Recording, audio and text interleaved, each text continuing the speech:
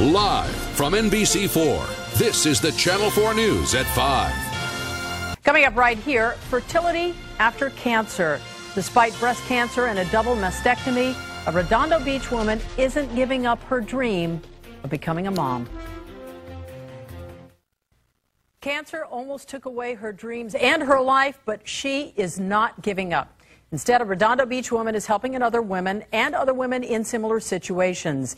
NBC4's Gordon Tokumatsu has the very inspirational story of Alice Creasy. Here we go. Good job. A little more than a year ago, Alice Creasy's life was going exactly the way she'd planned. 2 puppies, new Redondo Beach home, a growing consulting business, a boyfriend, and...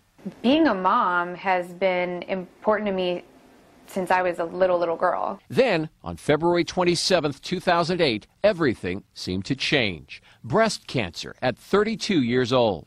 I heard the words, and it was like my life just paused, literally. Doctors said it was the kind that feeds off estrogen. Chemotherapy and radiation would destroy the tumor, but there was a 50% chance it would devastate her reproductive system. For 5 years, even after her double mastectomy, Creasy must take drugs to keep her ovaries from working, keep the cancer at bay. She took immediate action. That I have 14 embryos and 11 eggs frozen. Despite tremendous odds, Creasy is hoping to someday become pregnant with one of her eggs or one of her embryos.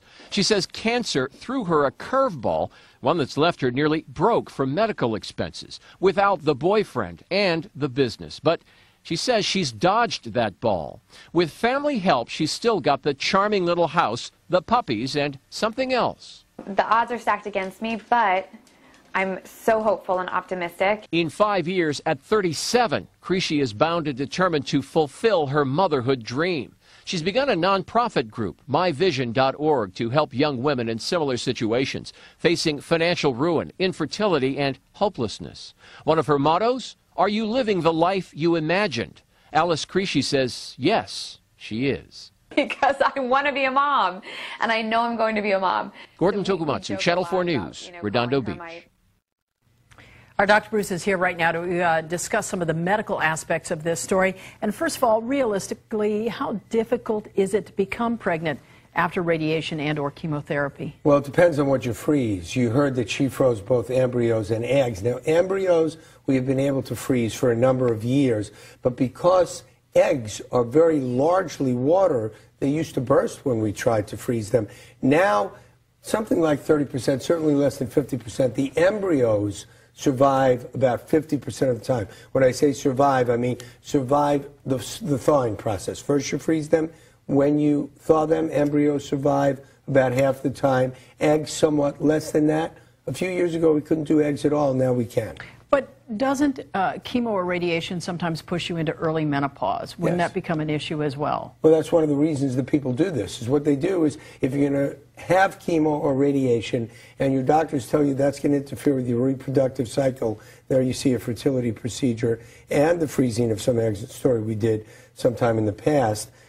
In those cases, you may want to save your eggs for later on. Now, let's say you're 20 or 21 and you develop cancer and you're going to want to have babies, but you're not sure when. If you freeze the eggs when you're young, they're less likely to have a defect that leads to Down syndrome later on. Okay. So there are a couple of reasons women are doing this.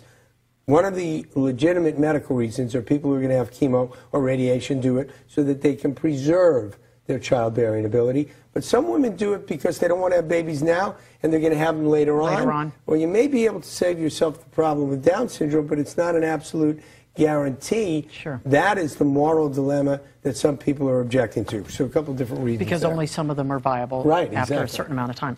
All right, Dr. Bruce, thank you for clarifying some of that.